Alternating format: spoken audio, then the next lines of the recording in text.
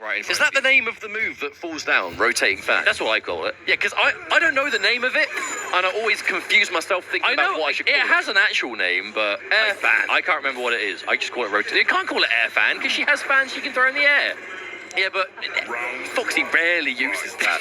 Yeah, but I mean, like, literally, air fan is taken. But here we go. Akstar versus a Foxy Grampa. Our next round here in the losers bracket, top 8. Loser is out. Winner moves on to fight Kanamani in the next stage.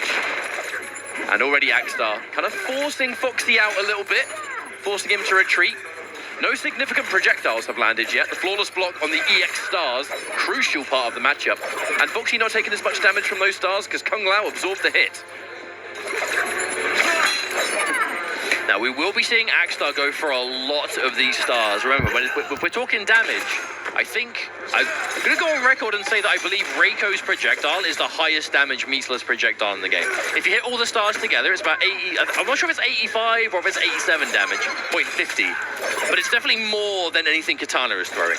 You know, her straight fan is 80, rotating fan is 80. So if they're just straight up trading, Akstar will come off better. The problem is the stars are high, and she's got all these mid options at the same time, especially when Low Hat is kind of piecing it all together. And that's one thing rotating fan's going to do here is cover the cameo jump. Striker comes in. He may be wearing his cool backwards cap, but he's not safe and protected from air fans to hit him. How would the backwards cap protect him from projectiles? Would you, look, if you're going to get hit in the head with a throwing fan, would you at least wear it forward? No, but would you want the brim? Would you rather have a hat or no hat? Right, that's my point. Hat forwards. Hat or no hat, though? That's my question. I mean, yeah, I guess so. Exactly. By the way, timeout. I know. Now, what I wanted to bring attention here, this real zoning game style is something that Foxy is refined. You know, like he is so comfortable playing this kind of match. It's forcing the matchup to be played in this fashion. And that is what the Katana Lao team does. It absolutely slows things down to a halt. Because that's what Katana, I mean, especially this team particularly, is able to really make the most of. You know, Katana, she has long-range buttons. They're very confirmable. They're not the fastest. She doesn't have a huge amount of advantage, you know, your overhead low mix-ups, whatever. This is what she's good at, especially when Lao is there to help kind of, again, you know, keep the play style together. But when you're Akstar and you find the opportunity to get a big hit, you take it. Even if it just gets the breaker, that's 3 bars that Foxy now doesn't have to play with. But I have to say, you know, it does become somewhat of a, and that's the 3rd time we've seen that happen, by the way. Striker taking that back. I feel like Striker is just being removed from this game. He's just getting hit by all the, anything that Foxy's throwing, Striker is just eating. And it's not in the game. We're not seeing the grenades be able to get used, because he's never there. Quite rightly so, though. Akstar used that one instance to enforce, you know, getting some sort of plus frames from a projectile. That is now what I call Striker, because Foxy's not going to have time to enforce that rotating fan anymore. Oh, guess, high or low? Oh, he made the read! That is a 50-50. If Reiko, for those that don't know, if Reiko does Fatal Blow point blank like that, it is a 50-50 of ground version or air version. And ground version is unblockable mid. Foxy guessed right. That is all there is to that. But again, just to bring us back, this ranged style of play, there's probably some people out there that, you know, are frustrated watching it. It can be frustrating to play because you're against the character that is forcing you to change your game and slow the pace. Foxy, on the other hand, is such a master of the slow game. He is comfortable playing 100 games in a row like this. And that's a huge advantage. Akstar has got to keep his cool to stay on the level playing field. And he's doing well so far. It's not like Reiko doesn't have the answers. You know, it was a slow 2 rounds, but it wasn't like a commanding win for Foxy. Akstar is keeping up. The problem is just not having the life lead. Although I say that, in this round, Akstar is sitting on a slight lead. Indeed, but he needs to be able to hold it. Because even if you have a lead against Katana, she's got their mids to just chip you out a lot, right? You have to be either really on it with the flawless blocks or accept the fact that there's only so much chip damage you can take. Flawless block on the EX. A critical part of this matchup, understanding to neutral duck the regular stars. Oh, that would have been actually quite a disaster if Akstar got hit by that. Beautiful throw tech from Akstar. All right, Striker coming in. The good blocks there from the sweep, the back-to-back. Oh, tries to enforce that plus on block backhand. Instant jump. No punish. Akstar playing it as safe as possible, it looks like.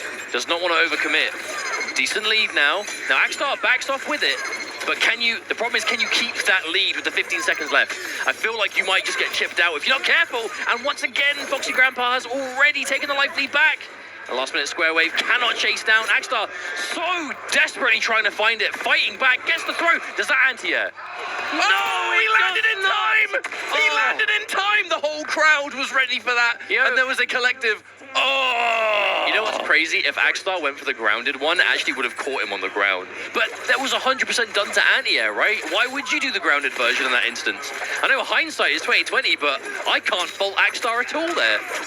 That's a big jump kick though, Mustard, and that's a big load of damage to take the lead with. Foxy now, advantage from health, looking to continue. We trade, even though all 5 Ninja Stars hit, it really not that bad for Kitana. No, not particularly, not at the moment. I mean, yeah, 77.50, that is a lot of damage for just a default meterless projectile to do. But again, because it's all highs, and then the second you get hit, break.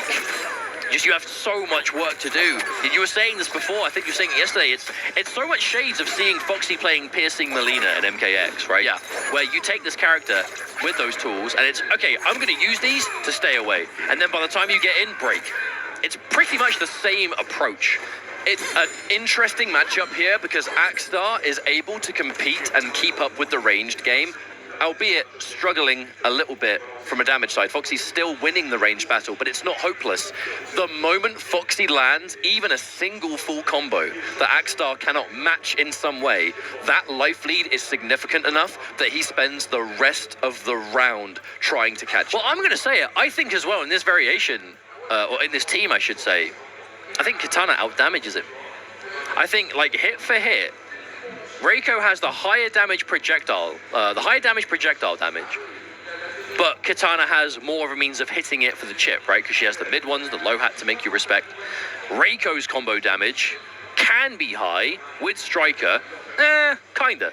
He's hitting it anywhere between like high 200s to like at most mid 300s. Striker's not going to improve Reiko's damage, but he's going to give you a few more avenues to obtain it. Yeah. So like slide meterless combos, for example. Whereas Kitana hits you with basically what we're seeing open up, whether it's the jump kicks or the standing strings, it's like mid 300, near enough every time. Nice down 2 there from Akstar. There is a real element here of almost a Striker in return, where you block something, you just take the damage where you can. You might trade, but it's more than you get, so it's a win. Oh, and there it is again, the rotating fan. She ducks down, going underneath the high. We've seen that so many times, and Foxy is seeing so much mileage out of it. The sheer existence of that move, because that move didn't always used to be here. This was a new move to Kitana with the launch of the game. Yeah. If she didn't have that, she would struggle a lot more in some of these matches, but the existence of a low-profiling projectile is a game changer. Especially in a game with a lot of highs, right? A lot of the projectiles are just high in this game. So being able to just go under them, even if you're not going to hit them with a rotating fan, if you do it at the right time, at least they're forced to block it. Okay, there it is. Not going for the single hit confirm, I think, here. Favorable trade for Foxy. That down 2. Oh, again. Oh, that must have been a last-minute flawless block, perhaps? I mean, he was already blocking low.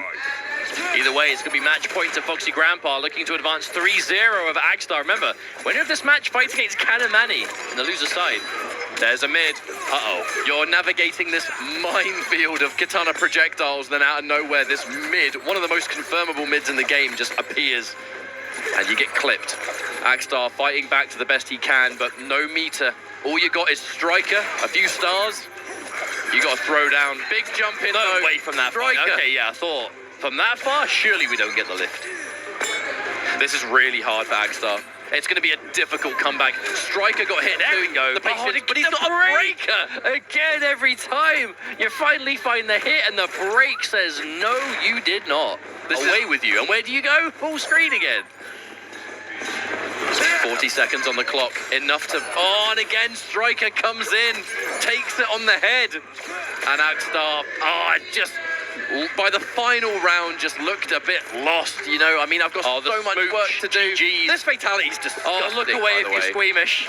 Look away from this one. Oh, dear. Oh, dear. It's apple juice. Don't worry, it's apple juice. He's turning into leather. And now, I don't know what he is. He's something. It's just an indistinguishable mass. But Foxy Grampa advances forward now to fight. To be honest, I think Foxy